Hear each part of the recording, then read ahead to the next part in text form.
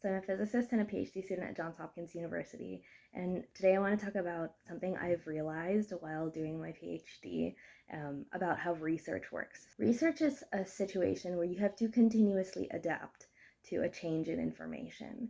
So I remember I have family members who work in industry in technical disciplines, and they aren't in research, so they're not in R&D, and they're used to being able to plan what they're going to do on a Monday. And for me, I always thought that was really funny because I'm like, well, about noon on Monday, that plan has to get scrapped and I have to reassess and replan. And this particular family member would just stare at me like I was crazy. I remember the conversation and he was just like, why? And I'm just like, because I have new data. And like the thing I thought I was going to do turns out I can't do that. Or it turns out that that's not the thing I should do and I need to swerve. I need to pivot.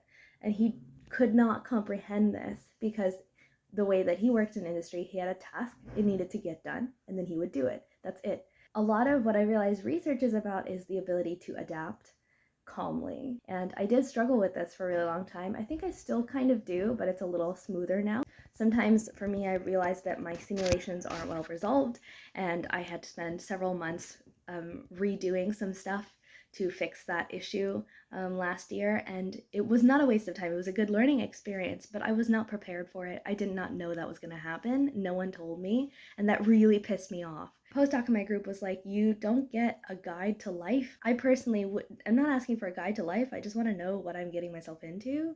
When other people have already done it before, why can't they just write down their experience in some sort of coherent, helpful way? But apparently that's asking for too much. So instead, I realized I need to change instead of asking other people to change. I need to be able to look at the status quo, notice if it has changed, and then reassess what I need to do in that moment quickly without freaking out.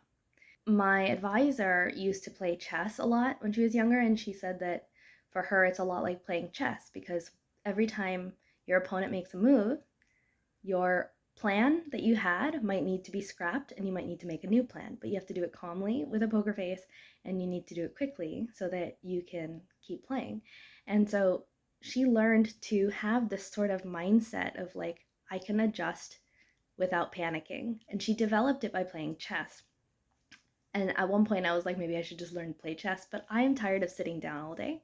So I was thinking about other activities you can do to train your brain to have this sort of cognitive ability. And I realized there's a lot of activities that are mobile that might actually train this. So skating, skiing, snowboarding, surfing, maybe riding a motorbike, or like what do you call it when you go down a mountain on a bike? It's terrifying, but yes, that. Things like that. Those are activities where you don't know where the bumps are, you don't know where the inclination is going to change, you don't know when a new wave or pulse of energy is going to come when you're surfing, but you have to stay calm and respond to it, and then you have to keep doing that the whole time before you finally do fall. So it's training your body and your mind to stay calm while you reassess, scrap your old plan and adjust, reassess, scrap your old plan and adjust, and continuously respond without panicking to perturbations in your environment that you cannot predict. And so I'm curious to see if you guys have any other like ideas for things that would train the same sort of part of the brain and the body. But I think I'm going to start skating again.